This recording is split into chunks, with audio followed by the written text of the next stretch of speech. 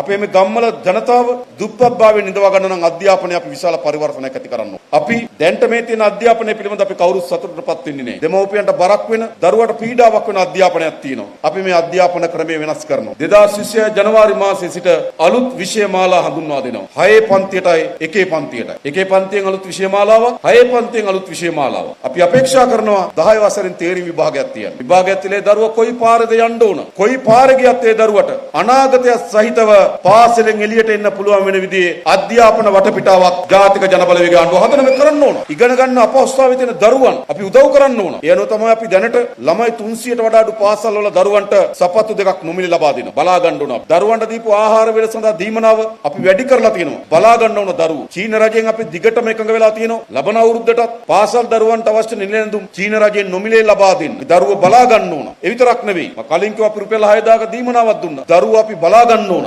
පහුගියදා cabinet මණ්ඩලය අනුමත කරා පාසල් යන දැරිවියන්ට අවශ්‍යතාවය තියෙන සියලු දැරිවියන්ට අනීප ආරක්ෂකතුවා කට්ටලේ බැගින් හැම මාසෙම පාසලෙන් ලබා දෙන්න අපි කටයුතු කරනවා. දරුවන් අපි බලා ගන්න ඕන. මාපොළ ශිෂ්‍යාධාර 5000 ඉඳන් 7500 දක්වා වැඩි කරා. අපි අධ්‍යාපන ගොඩ ගන්න ඕන. ශිෂ්‍යාධාර රුපියල් 4000 ඉඳන් 6500 දක්වා වැඩි කරා. බලා ගන්න ඕන මේ රටේ දරුවෝ. ඇයි? හොඳ නැනවත් දරුවෙක්, හැකියාවක් සහිත දරුවෙක් ගොඩ එනවා කියලා කියන්නේ මොකද්ද? පවුලම ගොඩ එනවා. දුප්පත්භාවයෙන් මිදෙනවා. ඒ නිසා අපේ ආණ්ඩුව සෞඛ්‍යයට හැරුණකොට වැඩිම මුදල් ප්‍රතිපාදන වෙන් කරලා තියෙන්නේ අධ්‍යාපනය සඳහා. හොඳ අධ්‍යාපනයෙන් අපේ රටේ දුප්පත්භාවය මුදවා ගැනීම සඳහා සැලැස්මකට අපි අවතීර්ණ වෙලා තියෙනවා. ඒක කරන්න ඕන අපි.